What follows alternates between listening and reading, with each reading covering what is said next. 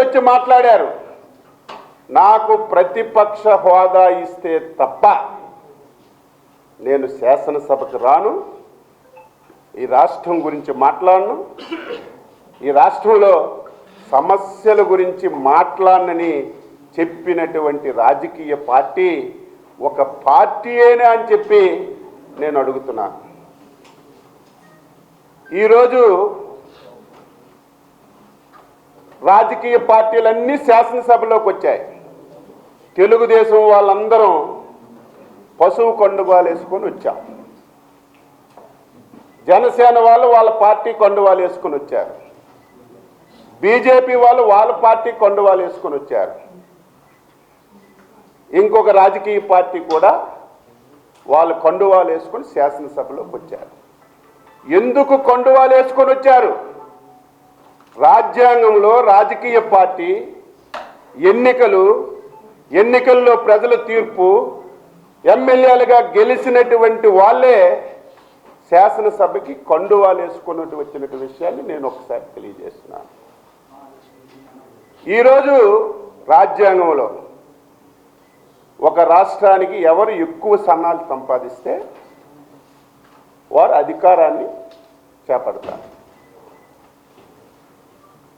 ఎవరు second highest వస్తే, అందులో రాజ్యాంగానికి లోబడి ఉంటే, ఆ స్థానాలు గెలుచుకుంటే ప్రతిపక్ష హోదా ఇస్తారు.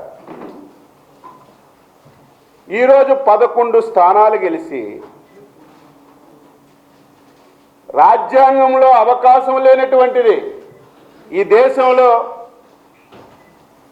ఎక్కడా జరగనటువంటిది, నాకు ప్రతిపక్ష హోదా కావాలని పిచ్చి అరుపులు మాట్లాడుతుంటే, కనీసం ఆయనకి లేకపోయినా వెనకున్నటువంటి కొంతమంది సీనియర్లు కూడా తానా తందానా అంటుంటే ఆశ్చర్యం కలుగుతుంది.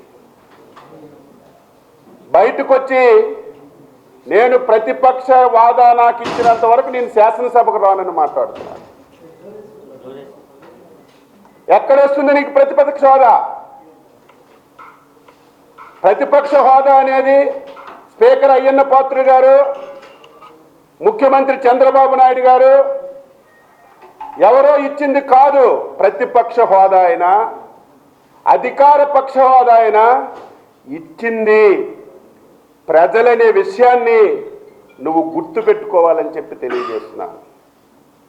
ఈరోజు ప్రజలు నన్ను శాసనసభ్యుడిగా గెలిపించారు కాబట్టే నేను శాసనసభకు వచ్చాను. ప్రజలు గెలిపించకపోతే శాసనసభకు కూడా వచ్చే అవకాశం ఉండదు. ఈ వింత పోకళ్ళన్నీ చూస్తుంటే ఆశ్చర్యం కలుగుతుంది. ఇటువంటి డిస్కషన్స్ ఎప్పుడు ఈ రాష్ట్రంలో జరగలేదు. ఇటువంటి ప్రస్తావనలు ఎప్పుడు కూడా జరగలేదు. ఇదేదో నాకు ప్రతిపక్ష హోదా ఇవ్వలేదు, ఇస్తే నేను శాసనసభకి వెళ్ళి ప్రజల పక్షాన మాట్లాడుతానని ఒక తప్పుడు మాటలు చెప్పినవే చెప్తూ ప్రజల్ని తప్పుదావ పట్టించడానికి ఒక వ్యక్తి ప్రయత్నం చేస్తున్నటువంటి విషయాన్ని ఈ సందర్భంగా రాష్ట్ర ప్రజలకు తెలియజేస్తున్నాను. ఈ మధ్య మీరు చూశారు, ఢిల్లీలో ఎన్నికలు అయ్యాయి. మొన్నటి వరకు ముఖ్యమంత్రిగా ఉన్నారు కేజ్రీవాల్ గారు. ఎన్నికల్లో ఓడిపోయాడు, శాసనసభ్యుడు కూడా కాలేదు. నేను శాసనసభకి వెళ్ళి కూర్చుంటానంటే దానికి అర్థం ఏమైనా ఉందా? ఓడిపోయిన వ్యక్తి శాసనసభకి వెళ్ళి కూర్చొని నేను శాసనసభ్యుల్లాగా మాట్లాడుతానని మాట్లాడితే దానికి అర్థం ఎక్కడైనా ఉందా? నీకు ప్రజలు శాసనసభ్యుడిగా గెలిపించి నీకు అసెంబ్లీకి పంపించిన విషయాన్ని నువ్వు గుర్తు చేసుకోవాలి.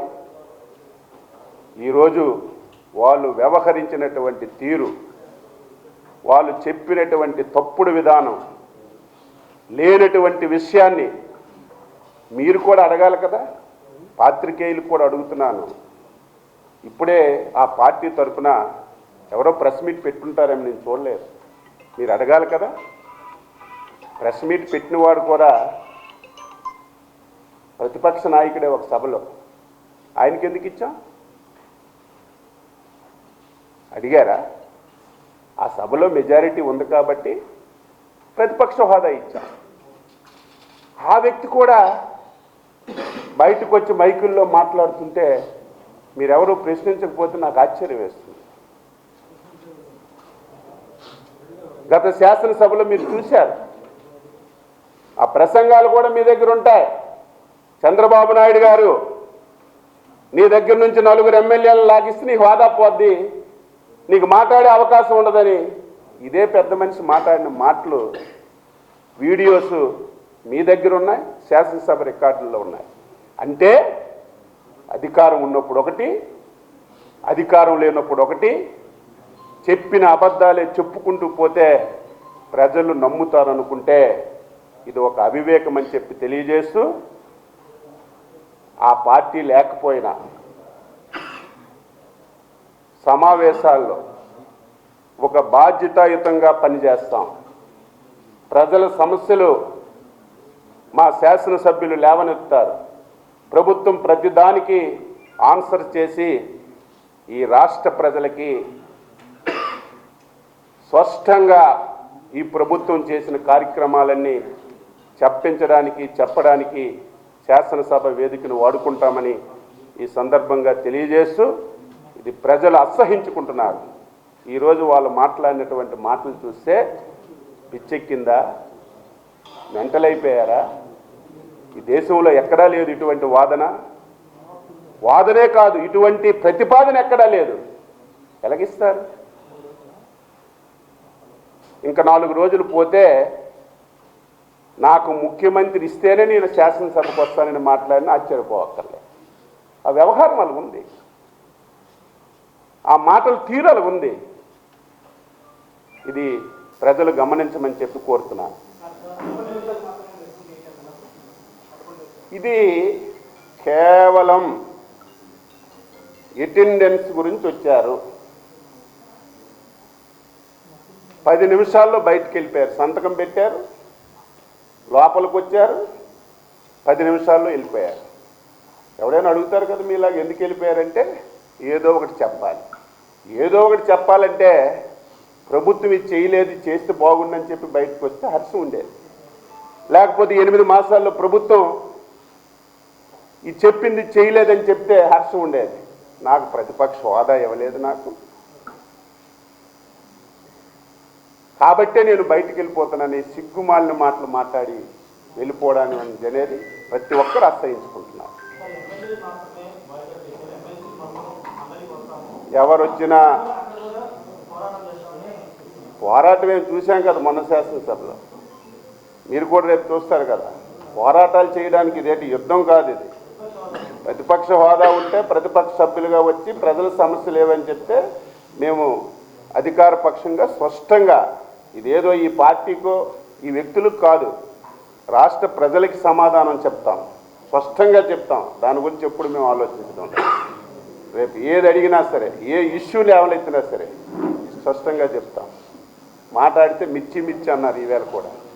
నేను మొన్న కూడా చెప్పాను, జ్ఞానం ఉన్న వాళ్ళు ఎవరేం చేస్తారు? మార్కెట్లో 12,500 మార్కెట్ రేటు ఉంటే ప్రభుత్వం 7,000 కొనమని జీవో ఎక్కడైనా ఇస్తారా? ఎక్కడైనా ఉందా చెప్పండి?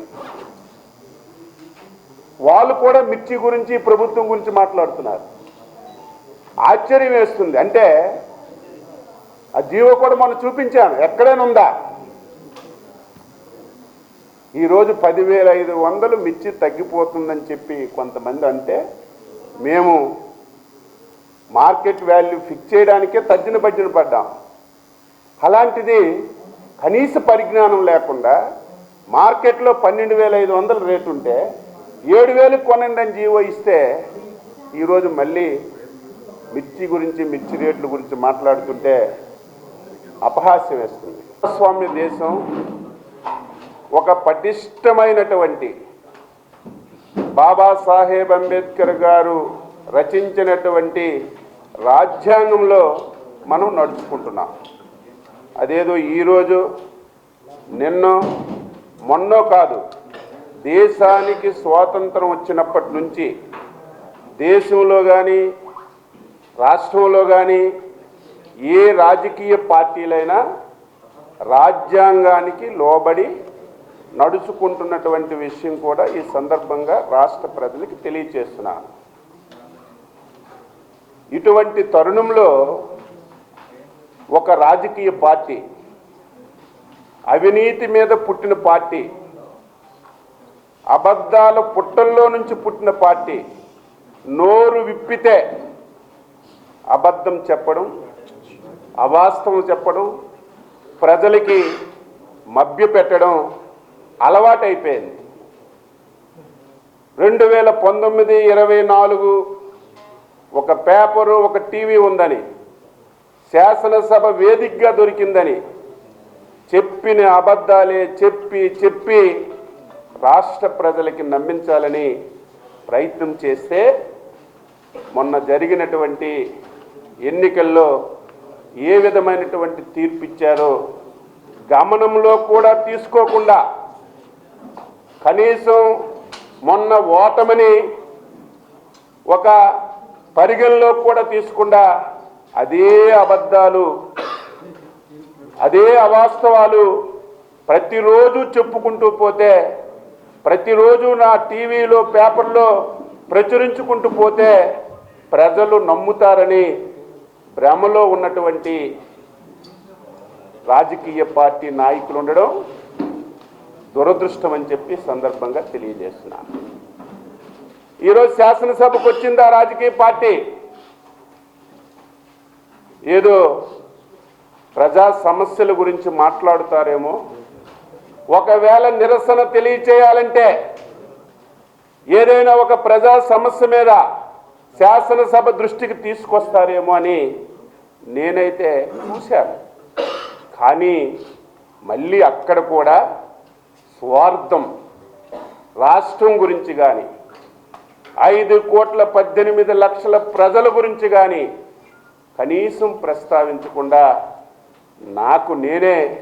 నా గురించే మాట్లాడుకున్న విషయం రాష్ట్ర ప్రజలు గమనించాలి.